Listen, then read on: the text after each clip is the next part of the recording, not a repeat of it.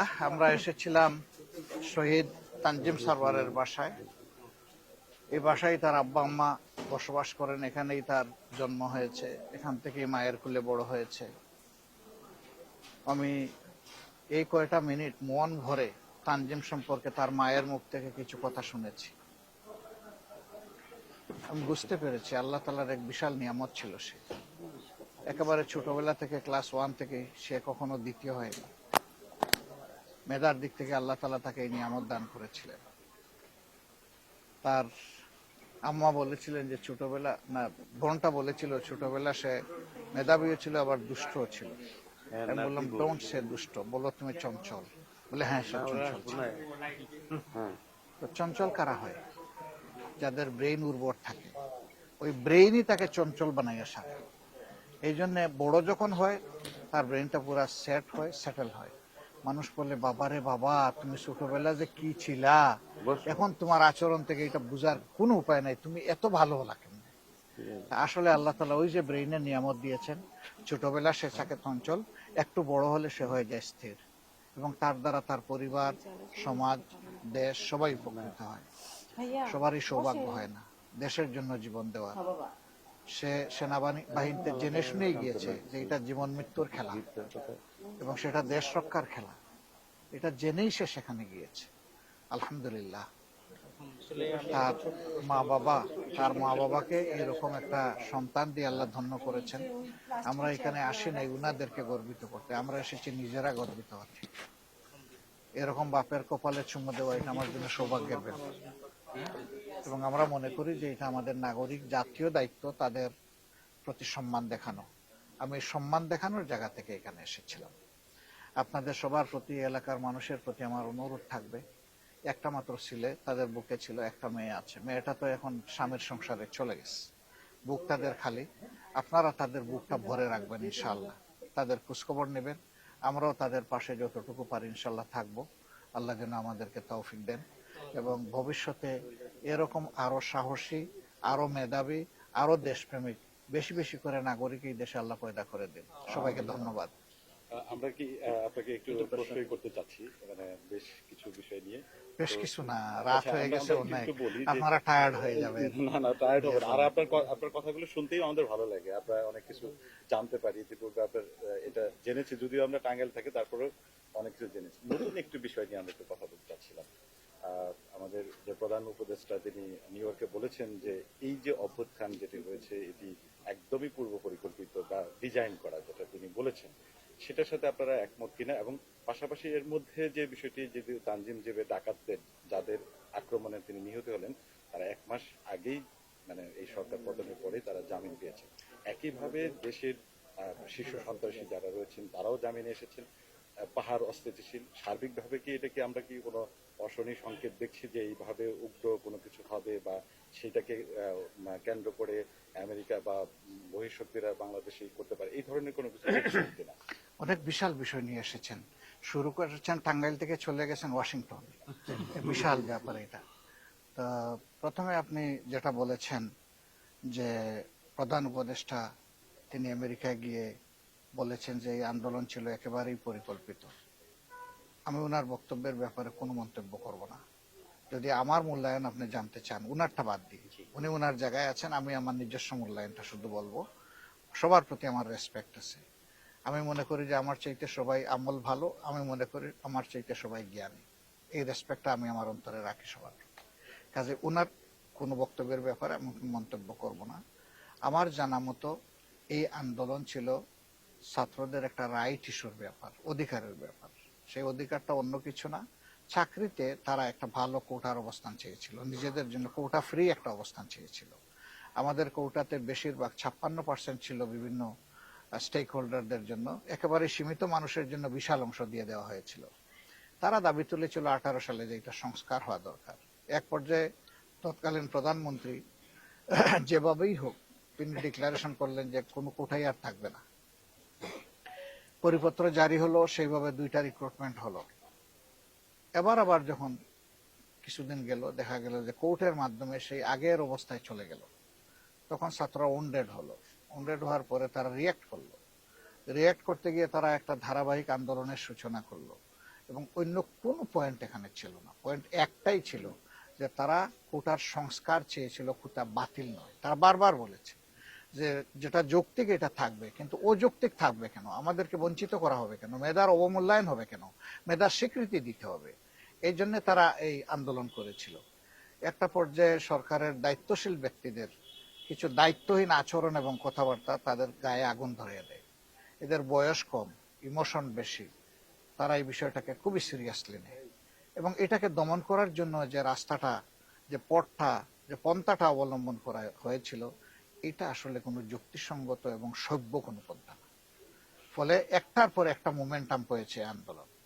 একটা পর্যায়ে গিয়ে যখন তারা আবার সেই মানলেনি, 7% চলে আসলেন 56 থেকে, যে না এত থাকবে না, 7% থাকবে। তো সেইটা মানলেনি যখন, তা পানি গুলা করে করলেন কেন? কেন এদেরকে উন্ডেট করলেন? এরা তো আপনাদেরই সন্তান, এদেশেরই মানুষ। তারা সম্মানিত হলে আপনারাই সম্মানিত হতেন। তারা মেধা নিয়ে সার্ভিস দিলে দেশ উন্নত হতো, কিন্তু হলো তাতে অনেক কিছু বিপত্তি ঘটে গেল। এরপরে প্রধানমন্ত্রী তাদের সাথে কথাই বলবেন না, কিছু কথা এমন বললেন যেটা তাদের সেন্টিমেন্টে আঘাত দিয়েছে। এরপরে তিনি বললেন যে এখন দরজা খোলা। যখন ইনি দরজা খুলেছেন তখন তারা আবার বন্ধ করে দিয়েছে। ততক্ষণে মানুষ মারা গেছে, ভায়োলেন্স হয়েছে, তাদের বিরুদ্ধে মামলা হয়েছে, তাদের উপর ঢাকা বিশ্ববিদ্যালয়ে মেয়েদের উপরে হামলা হয়েছে। এই সব কিছুর পরে তারা তখন বেঁকে গিয়ে 9 দফা একটা কর্মসূচি তারা দিয়ে বসলো। যদি আপনি বলেন এটা পরিকল্পিত, তাহলে আপনি বলতে পারেন, আর না হয় বলবেন যে এটা আসলে ইনসিডেন্টাল একটা ঘটনা। কিন্তু ইনসিডেন্টালটা এমনি এমনি হয়নি।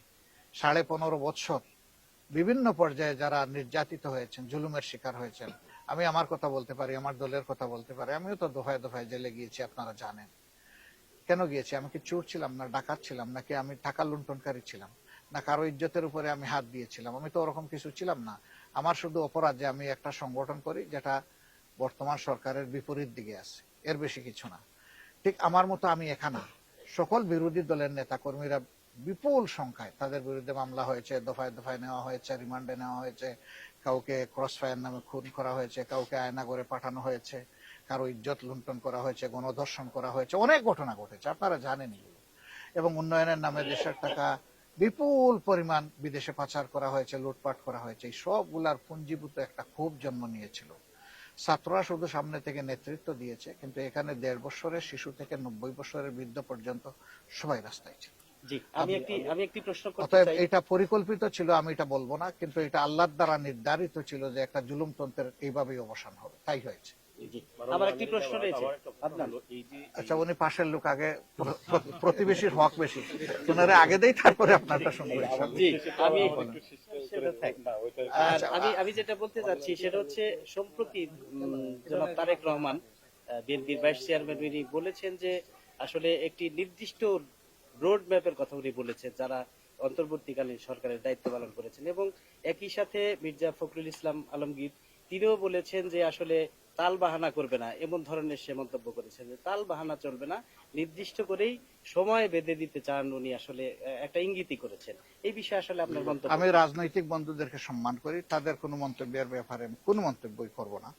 আমি শুধু এটা বলবো যে আমরা দুটি রোডম্যাপ চেয়েছি একটা সংস্কারের জন্য। সেই রোডম্যাপে নির্দিষ্ট হতে হবে যে কি কি বিষয়ে সংস্কার হবে এবং কতদিনের ভিতরে সংস্কার হবে। এই সংস্কারের রোডম্যাপটা যদি সাকসেসফুল হয়, তাহলে পরবর্তীটা দেরি না করেই দিতে হবে নির্বাচনের রোডম্যাপ। কিন্তু প্রথমটা যদি সফল না হয়, দ্বিতীয়টাও ব্যর্থ হবে। আমরা কোনো ব্যর্থ নির্বাচন চাচ্ছি না, আমরা চাচ্ছি এখন একটা সফল এবং একটা ক্রেডিবল নির্বাচন। তো সেই দিক থেকে আমরা দুটা রোডম্যাপের দাবি জানাচ্ছি। উনি বলেছিলেন যে দেশে কোনো আউটফিটের আপসার্জ হবে কিনা। এই যে উনার ঘটনার 1 মাস আগে এরা বেল পেয়ে রিলিজ হয়েছে জেল থেকে, আগে জেলে ছিল ডাকাত দল হিসাবে, এবং এরপরে তো তারা একটা বিশাল দুর্ঘটনা ঘটায় ফেললো। এরকম আরো অনেকেই জেল থেকে বেল পেয়েছেন। সরকারকে এগুলো দেখতে হবে। যদি এরকম কোনো বিষয় থাকে, অবশ্যই তার বিরুদ্ধে ব্যবস্থা নিতে হবে এবং এখানে দুর্বলতা দেখানোর কোনো সুযোগ নেই। এই ব্যাপারে সরকার এবং জনগণের সিমেন্টেড ঐক্য লাগবে। দেশ আমাদের সবার, কোনো দলের নয়, কোনো ব্যক্তির নয়, দেশ 18 কোটি মানুষের। সুতরাং 18 কোটি মানুষের স্বার্থে যা করা দরকার সবই করতে হবে। সেটা কতদিন সময় লাগবে, এরকম একটা নির্দিষ্ট সময় এটা বলা কঠিন, এই নির্দিষ্ট সময়টা বলা কঠিন। আর সংস্কারের ব্যাপারেও সময়টা আমরা ইনশাল্লাহ বেশি দেরি হবে না, আপনারা ফখরুল জানেন। ইসলাম আলমগীর কিন্তু এভাবেই ইঙ্গিত করেছেন যে তাল বাহানা চলবে না, এটা দ্রুত দিতে হবে। আমি এই জন্য কোনো মন্তব্য করবো না, আগে আমার দুটি প্রশ্ন। হলো গত 5 আগস্টে এই আওয়ামী লীগ সরকারের পতন হয়েছে আন্দোলনের মুখে। পতনের পরেও তাদের ষড়যন্ত্র, দেশের বিরুদ্ধে ষড়যন্ত্র এখন অব্যাহত আছে বলে আপনি মনে করেন কি? আমার মনে করার কোনো বিষয় না, ইতিমধ্যে দৃশ্যমান হয়েছে কতগুলো বিষয়, সেখান থেকে সাংবাদিক বন্ধুগণ অত্যন্ত বিচক্ষণ এবং 4D ভিশনার। 4D ভিশনারটা নিশ্চয়ই আপনারা সবাই বুঝেন। জি। একজন ব্যবসায়ী শুধু ব্যবসার দিকে তাকায়, এক সাইড দেখে। একজন চাকরিজীবী তার পেশাগত সাইড থেকে ওই সাইডটাকে দেখে। এরকম একজন কৃষক সে তার মাঠের ফসলের দিকে তাকায়, ওই মাঠটা কিভাবে সে উপযোগী করবে সেটা দেখে। কিন্তু একজন রাজনীতিবিদকে চতুর্দিক দেখতে হয় এবং সাংবাদিকদেরকে প্রচুর দিক দেখতে হয়। এই জন্য আপনাদেরকে সমাজের চতুর্থ স্তম্ভ বলা হয়।